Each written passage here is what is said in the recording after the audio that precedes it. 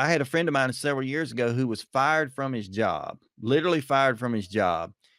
The president of the company called him in and he said, "I'm going to have to let you go because you're just making too much money and we just can't afford to spend that much money." He said, "Okay, what are you talking about?" He said, "Well, you broke over a little over $1 million a year last year, and we just can't afford to keep spending that." And he looked at this president of the company in the eye and he said, "Man, I'm on commission." Whoa, she's.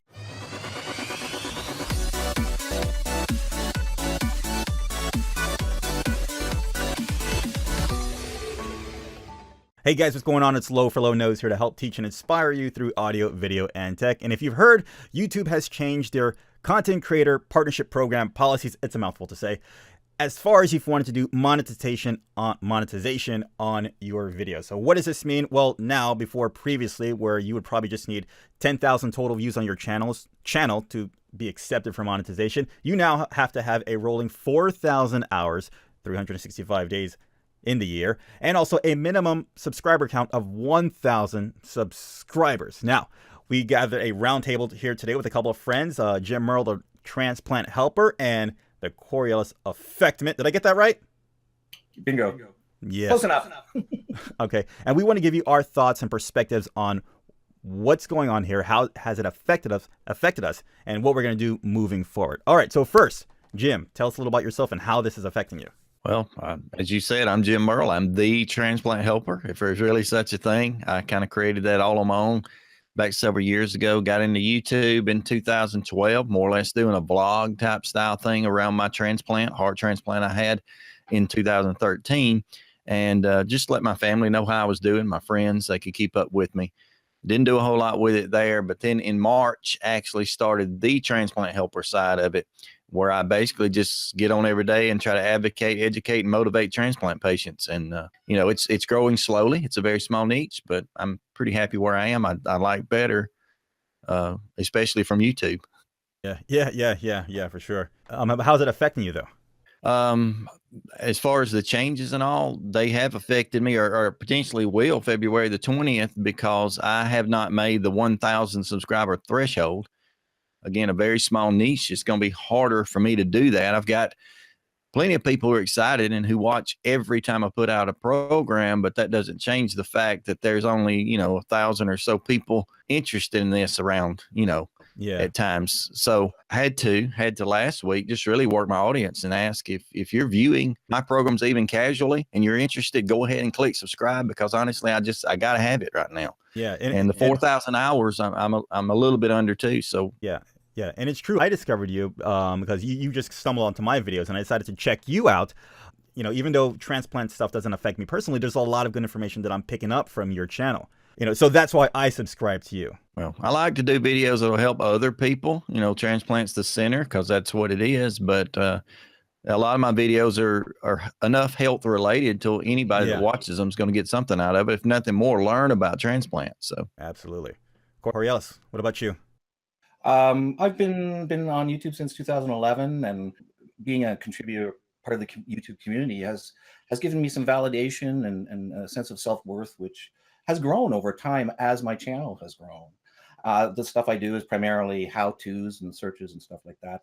And as Jim, there's a lot of people watching my stuff, but I've never really done the whole subscribe, hit that like, hit that bell, and now we have to do that.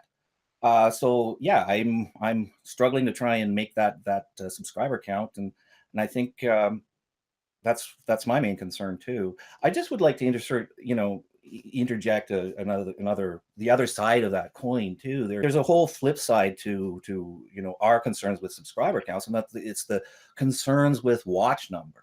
And it boggles my mind how someone, I heard of an individual, has 12,000 subscribers, but only 3,500 hours in watch time. So let's get to a point where I guess that affects a lot of people who are actually going to be affected about this, and it's the subscriber count. And when you see a channel like that, it looks like they were all about the sub for sub. Like, what do you guys feel about the sub for sub? It'll hit you to that number, but overall, in the end, you might be bitten in the ass because they're not actually watching your videos, and then you might be all of a sudden you're looking at at another ceiling as far as meeting that 4,000 hour watch time. Well, honestly, I don't care anything about sub or sub. I honestly, if I'm subscribed to somebody, I watch, if I can, almost every one of that person's videos. You What know, makes you an exception? I've subscribed to them for a purpose, and so I daily, not daily, probably at least once a week, I scroll through my subscribers, those that I'm subscribed to, I should say. And if I haven't watched their content, or maybe they've changed their content enough to where it doesn't interest me anymore, I hit the same button and unsubscribe. And so I'm pretty frugal with mine. And I'm not going to subscribe to somebody that I don't have any interest in to begin with and hope they'll subscribe to me, because one, they're not going to stick around either. I lose subscribers every week because I'm sure I've got a couple videos on how to get Social Security disability. There are a lot of people who watch those videos. I mean, tens of thousands watch those videos and they hit the subscribe button. I know, because YouTube analytics proves that. But I think they're also the 68 subscribers I've lost in the last month are those people who are like, you know what, this guy doesn't have any more videos about Social Security disability, and that's all I wanted. Right. And that's fine. That's totally fine. But I'm not going to, I'm not asking anyone to subscribe that's not going to be able to stick with me. But I think what you're alluding to and talking about is the nicheification of YouTubing. So you know, YouTube and Google have encouraged, you know, contributors or creators, uploaders to delve deeply into a particular small niche, and because it makes it easier for YouTube to package channels. When I took the Creator Academy program, that's one thing that kept drumming into the students taking the course was specialize. And I just laughed at that. I'd like to make a point about sub for sub, and I think what happened here when this all sort of blew up and everybody is looking at their own numbers and saying, what do I do? And one thing I would like to stress, which goes against the YouTube terms of service, is to pay for subscriptions. There are websites out there where you can buy subscribers. Now, those are dead subscribers. But I think within the YouTube community, anybody that subscribes to you has a channel themselves and will eventually watch something of yours, because it is a fact that no matter how many subscribers you have, you get about 5% of your views from your subscribers. It's true. You know, so when you say, oh, I watch everything that anybody puts out that I subscribe to, good for you. You're in the minority. Not the subscribers subscribe because they want to, you know, be a part of what you're doing. They may not necessarily watch anything else after that. That is life, but that doesn't mean you know, you should limit yourself. I think because of this, what's going on, we should help each other as much as possible. Right. Yeah. Because, you know, part of what YouTube wants is not to reach out to other communities and other groups and help them so they can help us. Right. Instead of a sub for sub mentality, it should be a support for support kind of mentality. Exactly. You know. Exactly. And I'm also, as far as like on your line of vision as well, like my channel, I'm not really a niche. I feel like there's a space out there for kind of covering the gambit of things, because like me, when I started my channel, it was always like, I'm the guy who's up at 2 a.m. trying to figure something out. And when I figure something out, I'm like, oh, wow, this is really useful. I'm like, you know what? I'm pretty sure there's a lot of people out there who are just like me, who are up at 2 a.m. trying to figure something out that just stopped working. I should probably make a channel like that, which covers audio, video, your computer breaking down, your just whatever it is. A variety channel. Yeah, it's like a variety channel. And exactly. And this is what something I want to move on to. With a lot of YouTube channels that we follow, do you think there's an aspect or a certain percentage of people who actually tune in onto a YouTube channel for the person and not just the content? I think probably a lot do. Once you can get an audience to trust you and to like you. I'll give you an example. Now, obviously, this one is a little big time and helps us all, but falls in that category for me. He's such a likable guy on camera. And if you ever join in one of his live chats, he's very likely to speak back to you and to answer your question. Thank you, Jim. Thank you. I appreciate it. Thank you. I would watch, I'll get to you, but I mean, Tim, I would watch just about anything Tim puts up at least for a minute or two to see if I can be interested in it. I do the same thing. I subscribe now to his family blog. Oh, wow. because he's got Yeah. 7 kids and I got 5, and hey, I get you, Yeah. that kind of stuff. But he's that kind of guy. Now, Low is a similar way. Low and I talk almost every day via message or through a comment or something like that. And, I'm going to give Low's videos a chance every day too, for the same reasons. I think likability does play into it. Oh, absolutely, I agree. And I think this is why we're on YouTube, because I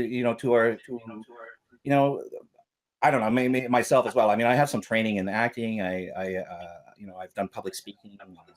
I am technically inclined. I'm self-educated in a lot of ways, and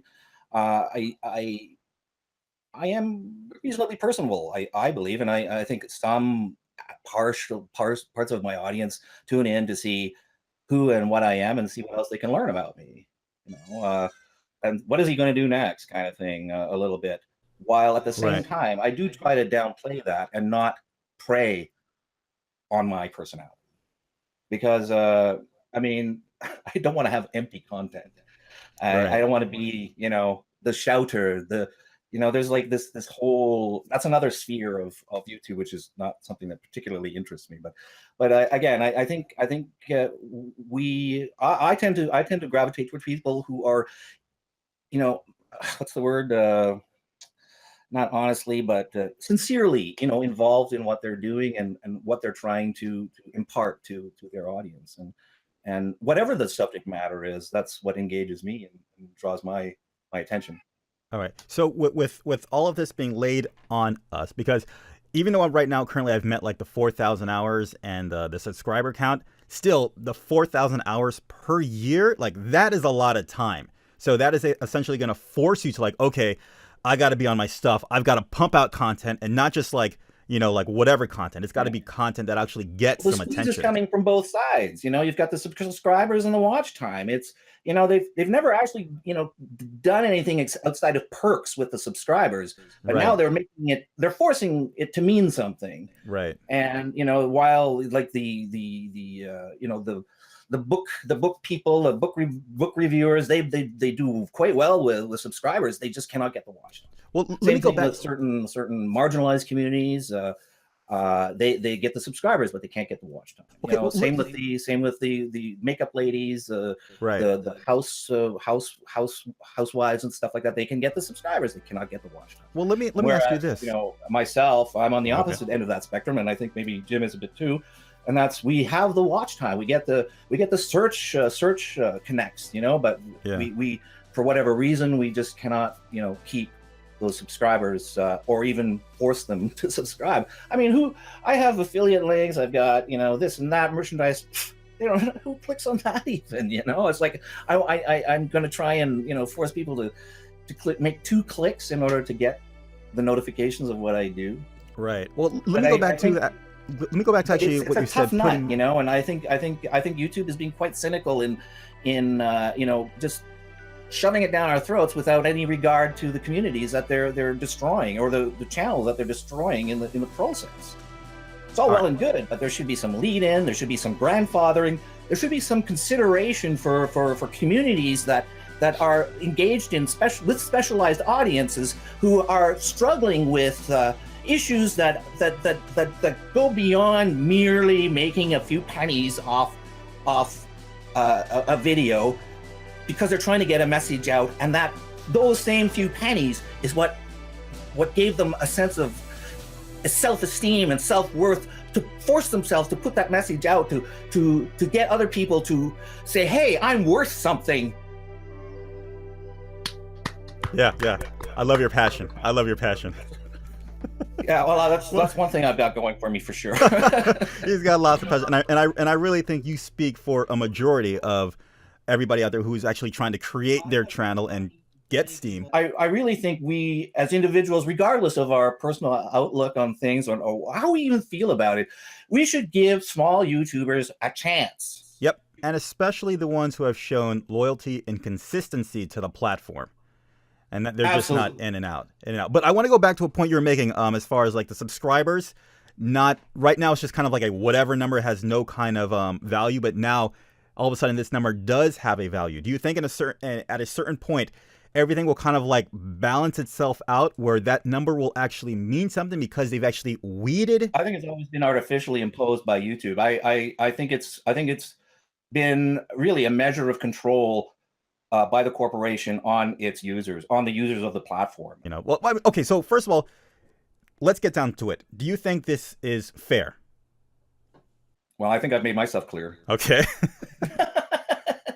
Obviously, it's not fair to you, but in the end, do you think this is eventually the right thing to do? Especially, they were saying this was done because of no, I don't. tying in. I think it's just it's. I think you know. I mean, it's their business. They can do whatever they want. But I do think it's unfair, and I think they didn't spend the money in the first place to do proper and correct moderation. They opened up the platform too wide. Now they're trying to clamp down too hard, and it's wrong. Do you feel like the specific hours they impose on everybody, do you think they were just waiting for something to happen for them to kind of throw this down? It kind of seems specific. I'm like, I don't think like this whole Logan Paul thing happened. They're like, okay, 4,000 hours, 1,000 subscribers. Let's put this. I gotta go get some tinfoil there. For a hat? Sorry. Okay. Yeah. I'm a conspiracy theorist by heart in Yeah. almost every area. You may be too, it seems, but it's an easy process to make here. I think, you know. yeah, but I will say this, and YouTube may hate me for this because they seem to love the guy, and there's plenty of others. Logan Paul was pretty much a trash producer anyway. Oh, for sure. My daughter watches hundreds of guys that they have absolutely zero talent except for they know how to comb their hair right. Very annoying. But they get 500,000 views a minute, and they're on the front pages of YouTube for zero reason. They're on there saying, hey girls, just want to tell you I love you today. I'm still there for you.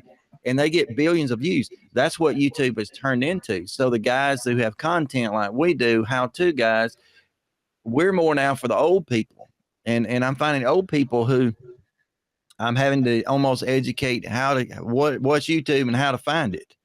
Wow. Well, I think you've touched on something good here. And I think this is something that we as small, you know, I like the word small creators, you know, small YouTubers, you know, we have to educate our audience every video. I don't think even Lo is doing a really good job. I caught his latest video, and it's like he's sort of like in passing, you know, say, oh, if you want to hit subscribe. No, I think we have to let people know that stuff matters, you know, that their engagement with us matters. I just think in the end, which is probably completely opposite of most, and that is I've fallen now into the Logan Paul didn't have anything to do with this. YouTube was ready to do what they were going to do. Right.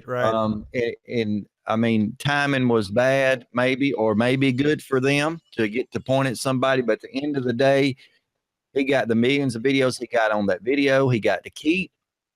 I don't care what they say. He got to keep that, and he's still getting millions of videos. Yeah. And he doesn't care if he's on the front page because he's got 1 billion people searching the name Logan Paul every day. So, you know, me, and I'll tell you how that works a little bit. I'm so opposite of any of that, but I don't care about the monetization. I don't care at all about that. I care about putting out content that I enjoy and can use and share. But because of my niche that is so small, if you search for transplant, organ transplant, transplant tips, transplant help, transplant education, you put the word transplant in a Google search box, and I pop up on the front page every time, not because I've got 100,000 views or 10 million subscribers, but because I have the only content out there of its kind. I mean, I'm almost the same way. That helps me. So I like being small because I'm always going to be the guy who pops up. Nice. Well, I want to keep the tinfoil hat on. Do you think this in any kind of way? Can I borrow that for a minute? Because I have an opinion on that too. And I think if we start thinking down that road, I think they've worked this out years ago. I think this whole process began when they took over. They've decided to. Well, they were trying to figure out a way that they could you know, manipulate and sift out the stuff that they want for their purposes. Everything else they don't need or doesn't matter. I mean, you'll still be able to upload, you'll still be able to do whatever, but you'll never get any money from them, and they won't promote. You know, they'll advertise the stuff around, but it's a different game now. Different. I get that. If I was on their shoes, I would want my product to be as streamlined and as clean as possible, especially if I have advertisers coming in and wanted to spend money on me. Like, I would want to kind of put my best face forward. But Besides that, do you think that this decision has come on top of this whole net neutrality thing that just passed? Because a lot of big companies like Google, who have to like basically push so much, since they're taking up so much bandwidth, and now they actually might be charged an additional rate from the internet providers. They're like, man, we've got to come up with a way to actually reduce the amount of users who are actually like uploading tons of content. Because a lot of people, they upload content for the idea with, they've got money signs in their eyes. And now if maybe that's kind of taken away, like I said, this is all like tinfoil hat conspiracy. Well, it's there's a lot of content that was put up. It's like viral old content that's still making a lot of, still making, as they say, passive income for people. Those are the people they were trying to get rid of. Have you guys experienced any drop in viewership or subscribership since this happened? No. No, actually, I wasn't even hit. I'm up by 200. I wasn't even hit by the apocalypse. I mean, my views are steady. They've been actually rising continuously. And as far as the subscriber base, I've gained I think 300 and something subscribers since Friday. So I'm at like 550 now. That's basically from the community, like reaching out to you, like the community coming together. But the views, those are still all organic. I mean, I was easily above watch time anyway, and my views haven't changed because my stuff is still out there on Google and YouTube and wherever. Everybody's going to search how to, paint a table. If there's anything to take away from this, it is like there is definitely a movement for like creators like you and I, and also you watching, that like there's definitely a sense of like we can't do this alone. Like we are going to need the support of each other to kind of like get through this or get us through like that baseline, so we actually do what we want to do. But at the same time, we got to put on ourselves like, well, you got to do the work. You got to put out the content. You just can't be passive about it. Right. Can I? This is a good place for me to plug a video. Can I do that? Sure. I was very lucky because I was desperate. I was very lucky to participate in a collaboration over the weekend, and I discovered a post on Reddit, asking for collaborators or contributors to a collaboration, and I desperately I uploaded a file and forgot about it, and I thought I would have been taken for a ride, and then Monday morning I got the completed file dropped into my mailbox, and I uploaded it, and I think anybody who's watching this should check it out. It's called the I Am a Creator, and it's basically the message is that small creators or small YouTubers are suffering. They're going to suffer, and we need to help each other. Pretty simple. And I think once we see each other and who we are, I think the sell is, it sells itself because it is amazing. We're all amazing. Well said. And I'm going to piggyback on top of that. You also posted the behind the scenes of you creating your portion of that video, right, which I thought was freaking awesome. I'll put links to both of them. You got to check it out. Like the interaction between you and your wife, it's freaking hilarious. All right, guys. 2 more questions to finish it off. What would be your guess that YouTube's next move might be? Like, I believe that there is going to be another change down the line. That's actually a 2-part question. There's 2 answers to that question. Okay. All right, if I may. Number 1, down the line, yes, obviously. I heard a rumor that they're going to make the subscriber count bumped to 15K. Yeah, low, get busy. Yep, there you go. And that's one I heard. And secondly, I think we have to get the news out that YouTube should be ashamed of themselves. They should actually change or alter this decision to reflect Jim's input as a very extremely niche, giving an important message to a certain community. And you should be grandfathered in. I should be grandfathered in. I came into the partnership program when the requirement was 25K views. That was 10 years ago, yes, but I think I've earned my place in the partnership program, and I've invested a lot, not only of my time, but of resources that this is my desire to do, and I deserve to be recompensed for that and recognized for that. And to have the rug pulled out is hurtful and unfair, and they should be ashamed of themselves. And we need to get that out. Well, that's the 2 things. Yes, they're going to, and B, can we change their minds? Jim?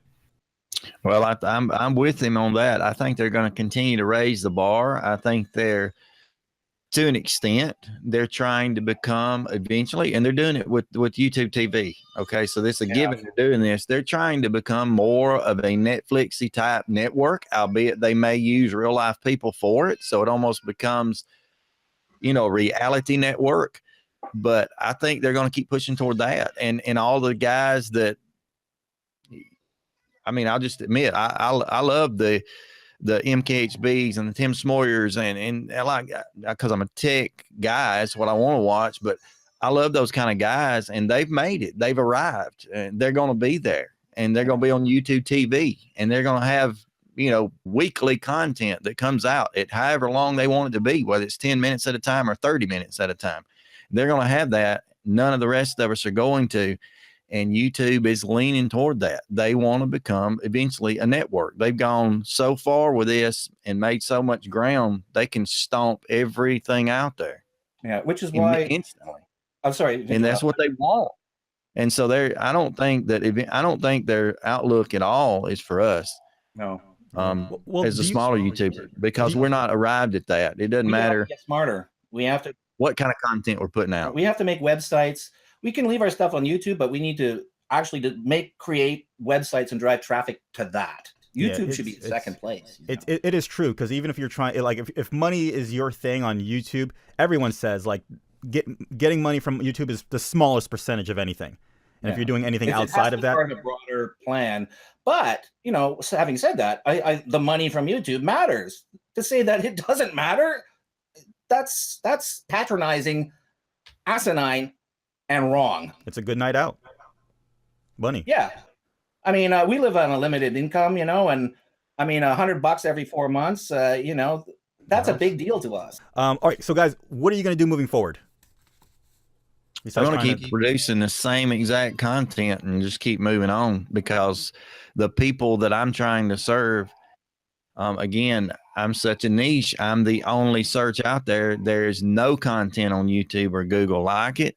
And the people who need it, and they're watching it. I mean, it's just, it is what it is. I'm a member of all these different transplant type groups on Facebook that have thousands and thousands of people in them. And I tell them the new video's out, they go look at it, and I'm going to keep producing that. I don't care about what they're willing to pay me or not, as long as they don't send me the next email that says, because you hadn't reached, like you said, the theoretical potential 15,000 subscriber mark, we're to removing your content. I don't care what they do. You know, I've not made a penny off YouTube. I've got about 70 something bucks they're waiting on. Supposedly they're going to send me one day before I die. But I give away and spend hundreds of dollars every month. Cash out when this comes out. If you don't make it, you can cash out. They won't close your account, but you can actually get the money. Yeah. So I'll get the money and pay for a subscription to something else. I mean, I don't know what else to do with it. Well, you know, that's one of my fears as far as like what their next move is where they actually might create a content creator tier where you actually have to pay to become a content creator. That goes against the grain. They won't do that. You think so? Because don't forget, YouTube and Google are interconnected. They gain information from your participation. They know who you are, what you're watching, who's watching you. Yeah. And what advertising, you know, can be gleaned and given to feed you when you are out and about on the web. So it's all part of the metadata sucking mechanism of Google. So they'll never make you pay. They love your content. They don't want to pay you. Oh, thank you. Oh. Well, I mean, I hear everything you're saying, and I would agree. Yeah, because that's what they're up to. Yeah, but I looked into the example yesterday for Vimeo. If that's even how you say it, I don't care. Video mode, somebody. But I mean, it's paid tiers all the way up. There's a free tier that gives you like, and please don't quote me anybody, but there's a free tier that gives you like 250 megabytes a month, which wouldn't even get a 3-minute video of us. And the rest of it's all paid for. That's like an advertisement. It's paid for. Wow. I had no idea about that with Vimeo. So, I mean, I heard somebody the other day, I'll go to Vimeo. Okay, go ahead. If you really want to lose all your money, go to Vimeo. But there's also a rumor Amazon is starting a tube up, eh? Well, there we go. There is. And I because I'm an Amazon Prime member, I also have Amazon Video. It's a part of the deal. it's terrible. I mean, there's nothing on there to watch. It's true. The selection's horrible.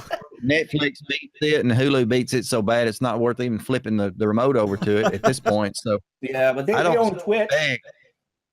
I don't suspect that they can handle YouTube. I mean, they can put out all the potential releases they want to about Amazon too, but it's not going to do anything. But I'll tell you what, it's made creators rich because on YouTube, because everybody last week had their, what if Amazon put out a potential, you know, so. Would you guys ever think about going to Twitch? All the big creators, if you'll watch them, especially in the tech world, the big ones, not you, Lo, but thank you for clearing that up. All they do, if you'll watch, all they do, if one guy creates a video Monday, guess what? Everybody else is going to have out by Tuesday. Yeah. Oh, absolutely. The same exact video. Yeah. I've got to be honest. I'm kind of happy with the whole change and everything, that there's going to be less of these duplicate videos that kind of where you may get lost in the wash of everything. You know, like I said, the hardest working creators will come out on top. Right. I say again, all I can do is keep doing what I'm doing. I'm not hurting YouTube. I can't hurt YouTube. And so I might as well upload the content for the people it was intended for. And it was never the CEO of YouTube. So, you know, overall, would you guys say you guys are actually like better people ever since starting your channel?